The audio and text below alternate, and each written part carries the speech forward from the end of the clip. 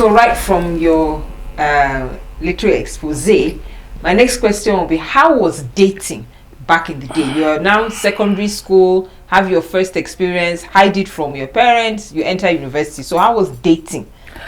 Actually, dating during my time, as we said, as I said earlier on, boyfriend, girlfriend issues was highly influenced by parents, by religion, by tradition, by, just the environment you find yourself. But at that time, when a boy, was dating a girl, the primary aim was for marriage. The primary aim was for marriage and subsequently to start a family. Something like sex before marriage was strictly forbidden. It was strictly forbidden during that time. But because also there was very limited sex education, when you say, you forbid sex, you know that people will always be curious. Exactly. And will always do what is forbidden. So even in those days, despite the restriction, on sex, during dating time and whatnot, people still indulged in it.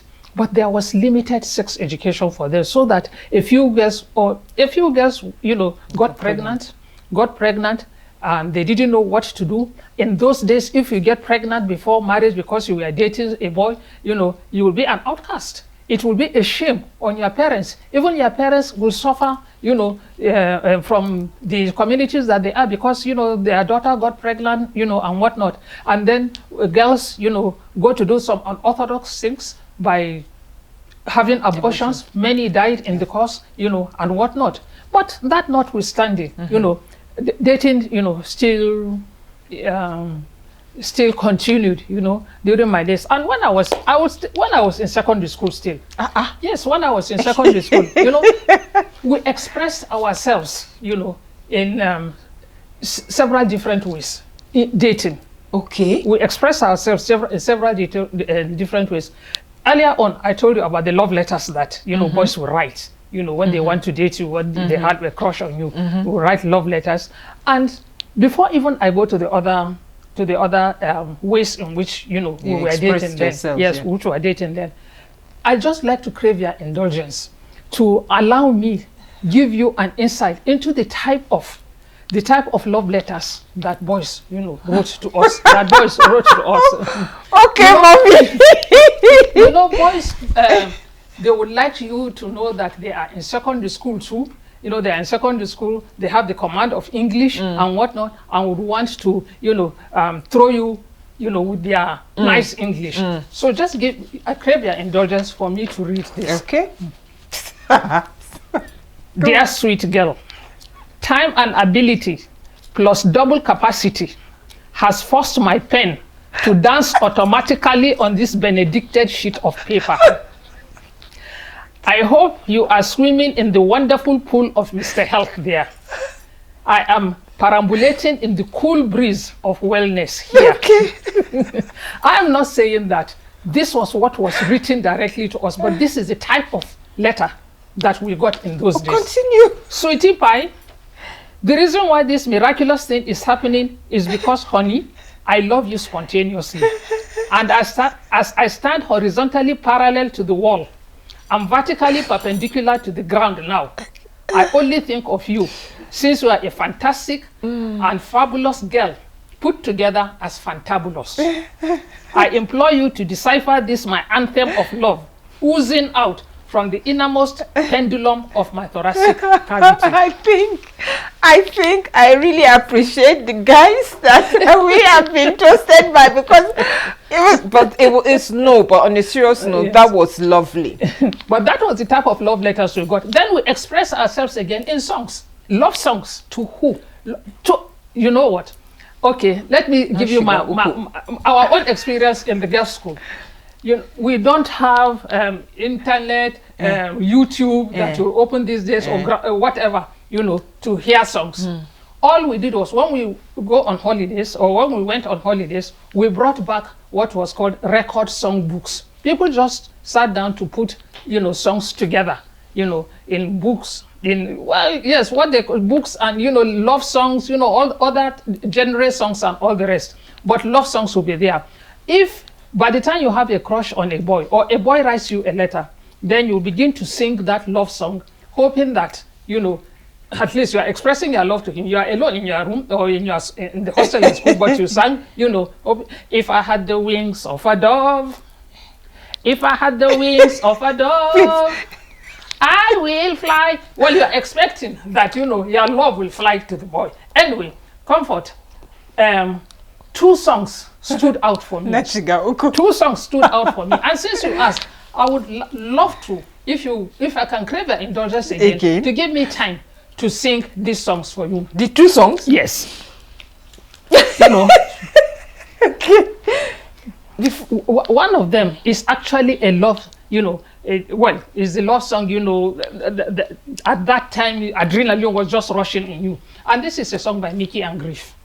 You don't know Mickey and Griff because no. The song goes like this. You'll permit my voice because, as you know, I do have acid reflux, which has actually destroyed your voice box. Yeah.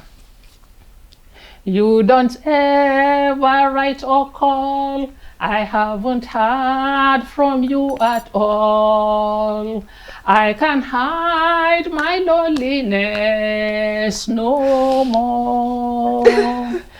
But to hear your voice again, I know my broken heart will mend. So won't you please write to me, oh call.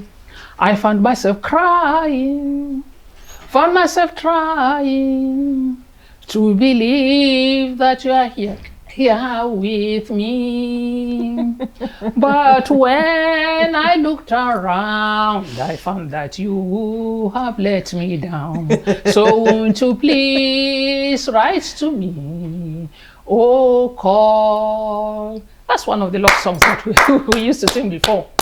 And then, when a girl, separates from her boyfriend, and she is worried, heartbroken, then this song of Jim Reeves comes to mind. Okay. Tonight we'll reach the hour we've set for parting. We wanted to be free, we both said so. But the closer to that hour, the more I'm frightened. My heart will break. It hurts so much to see you go. What happened to the love we knew? Why did we lose it? How can a love as sweet as us bring heartache so? Why does it have to in this way? What's there to do? What can I say when it hurts? It hurts so much to see you go. I could remember a friend of mine in her corner in the room, alone, singing, tonight we reach the hour. We've said for party. When I asked her, what is the matter? She said, he left me. Mommy, you had too much fun.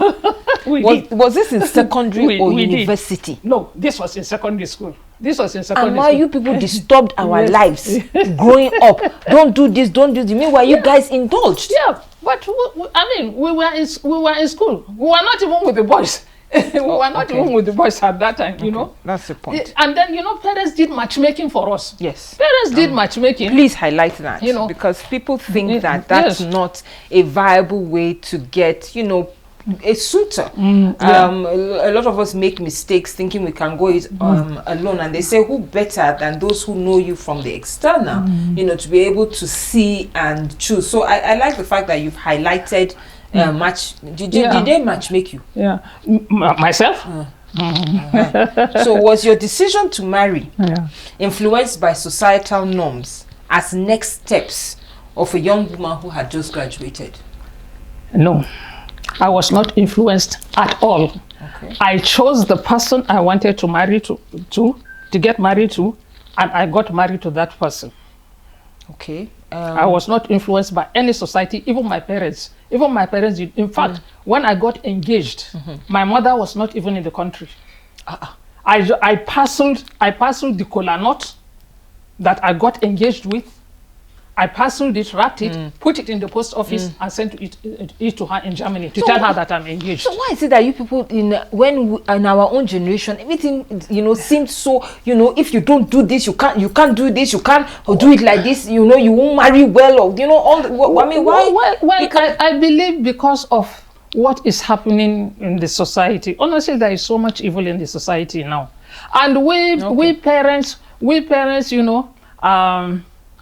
are apprehensive, about the fact that, my child may fall into bad hands, my child, may not be happy in the marriage and whatnot. So sometimes we overdo it. Okay. So now, before you chose him, you spoke about, having, people, you guys interacting with guys and all.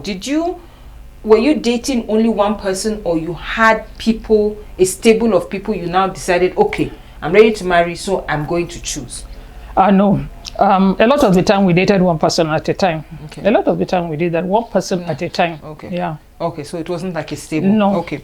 I'm working on a platform called Speak, that is encouraging women after they find themselves, to use their voices. Would you say you have found your voice? And if yes, when did you? So platform Speak, women find yourselves, then use your voices. So, Okay, comfort. I found my voice. I'm happy for you. I didn't find mine till 10 years ago. I have found my voice, comfort. Okay, when? Okay, I can see you have a book. Yes. Is this what you want to happen to? Yes. Me? You, please permit me.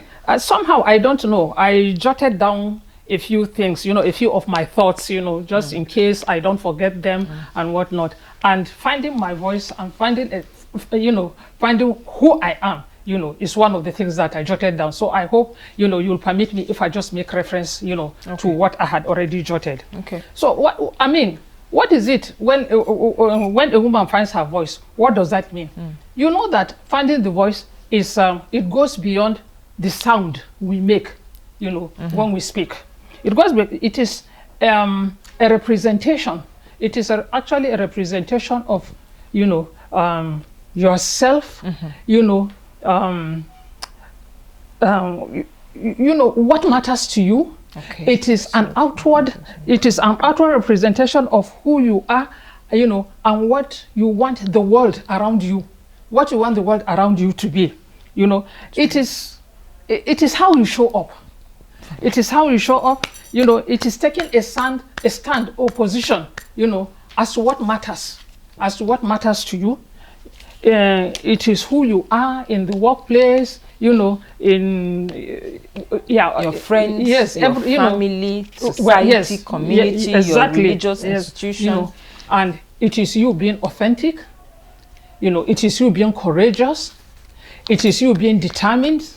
It is you being passionate. I have my first ambassador. It is you being passionate. Thank you. The issue is that when you choose silence, over not speaking or not showing up, honestly, you get afraid. Yeah. You get afraid and you lose. Yes. And even those around you lose. You lose. And a lot of the time also we succumb to the some the influences around us. No, actually, some voices in your head, that give you negative ideas. Like, for example, if I speak, will they make fun of me? Will people make fun of me? Will they say I am genuine? Will they say I don't even know enough of what I'm saying? Fear. What if I'm wrong? Fear. Yes, fear. What if I'm wrong? I mean, I can even think that, if it was a good idea, why hasn't somebody, spoken about it before? And I don't want people to think I'm a fraud or something like that. These are the negative thoughts that keep on coming to us. But the truth of the matter is that you can turn these negativities to be positive for you. So what if I speak up, if anybody makes fun of me? So what? So if I speak up, so what? If I fail, if I speak up, anybody can say what he wants to see. I'm genuine. If anybody thinks I'm not genuine, that's up to him, because this is what I stand for. This is what, what is happening, to me. So you can turn these negativities into something positive for you. And comfort, I went through these processes before I found my voice. Okay. I went through this, and I will walk you, into finding my voice and finding myself. I got married in 1974. And for all intents and purposes, I knew the person I was getting married to. These days, when a girl or two individuals are getting married, the marriage is normally on a Saturday. Engagement will take place maybe a day or two before the wedding, just 2 days before the wedding. Yes. I got engaged to my husband 4 years before I got married. We were engaged for 4 years before we got married. That is not even to put in the 1 or 2 years of courtship. Wow. So, as I said, for all intents and purposes, I should know this person. Yes. I should know this person. So I got married to the person. But the truth of the matter is, with all those years, I never knew him completely. But you can never know a person, including yourself, completely. Do you agree with that? Okay, I agree. Okay. I never knew him completely, because no sooner had we gotten married that his true self came out to me. Here was I, a young woman in just my mid-20s, married with a young career, to start. In fact, I even got married when I was a medical student. I got married in my 4th year in medical school. I was not happy in my home. There was abuse in the home. I was abused physically. I was abused mentally. I was abused emotionally. I was abused socially, you name it. And I couldn't talk. I couldn't speak. Why? In those days, for you to leave your husband's house, people will even look at your parents, somehow. So it was what perception other than safety? I'm telling you. And I couldn't go to anybody. Of course, to be honest, I went to my mother, a few times so that she knew, what was happening. I went to her, but each time I go, she just pacifies me and said, Mariam, just go back, and things will get fine with you. And that was it. I go back into the same abuse. Now, 5 years into my marriage, my mother died. So now there was nobody that I could go to. One day, after having some beating at home, we were in Zaria then. After having some beating at home, I didn't know where to, I just said to myself, it is getting too much. One day I may be killed. One day my children may be killed, because actually the abuse does not even end up only with me. Even you children were abused, especially emotionally and physically. You were abused. I said, one day one of us will be killed, or all of us will be killed. So I decided, I said, my mother had a friend in Kaduna who was her bosom friend, actually. And so I said, I could go to her and cry unto her. I'm sure she will be a mother to me now that my mother, is not around. Yes. In the evening, I was driving a Volkswagen car. A small Volkswagen car. I had a baby who was suckling. Okay. I'm not going to tell you. Okay. I had a baby who was suckling. And I put that baby on the driver's seat. Not on the driver's seat, on the other seat, rather. Yes, passenger's seat, yeah. On the other seat, and drove to Zaria. I went to her, cried unto her. This is what is happening in my home. She calmed me down. She pacified me and said, Mariam, go back home. I cannot come with you now. It's night time. Tomorrow morning, I will come and I will see what I can do. In the night, I started off from Kaduna to drive down to Zaria. With my baby. I cannot vividly remember where I stopped on the road and parked in order to breastfeed that baby before reaching Zaria. I got back home to Zaria. Of course, the home was still hot. The following day, I waited for her to come. Comfort, my dear. As I am speaking to you till today, I never saw that woman. She's clearly dead now. Oh no, she's dead. But I'm just to let you know, I waited 1 day, Hope. 2 days, 3 days, weeks went into months, months went into years. I never saw that woman, you know. But the abuse at home continued. Then one day again, when there was physical violence in the house, you know, I was roaming around in Zaria because I just wanted to get out of, you know, the scenario. And I ended up in a relative's home. And I told him, this is what is happening in my home. Please help me. He looked at me and said, Mariam, you cannot stay in my house. I left. Disheartened and disappointed. I left and had to bear my burdens alone. The abuse continued in my home. The last resort, when I couldn't take it anymore, I went to the church. I went to the church. Sorry, but and the church threw you out. Disgraced me. Oh yeah, I mean, the church disgraced. I cannot tell you the nitty-gritty of what the vicar in my local church did to me. Not minding the fact that he cancelled a whole church service so that my issues, my failed home, can be discussed with the parochial church committee.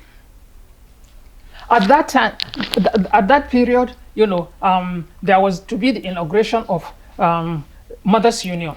You know, this is for women who are mothers, who are married in their homes and everything. It was a yearly event. All mothers are very happy to be in that union. It was my turn with some other mothers. You know, the bishop from Kaduna was coming to inaugurate us, but my vicar removed me. Sorry. My vicar removed me, you know, from the group and said, sorry, we cannot inaugurate you. There is upheaval in your home. You know, and when the inauguration was done, women came out partying, happy that, you know, they've been inaugurated into the women's mothers union, except myself. It was disheartening to me.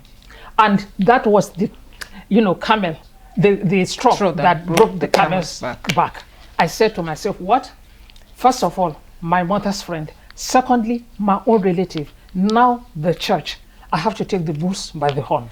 So that's when you found your voice? Yes. Nobody can do it for me. Nobody can do it for me. I have to do it myself. And I started, you know, standing up for myself. Even at, I couldn't even liberate myself immediately at that time when I took that decision. It took me another 5 years. Okay, so I just want to pause here because what you said is very important, especially for people who find themselves in situations that they think they know they should get out of.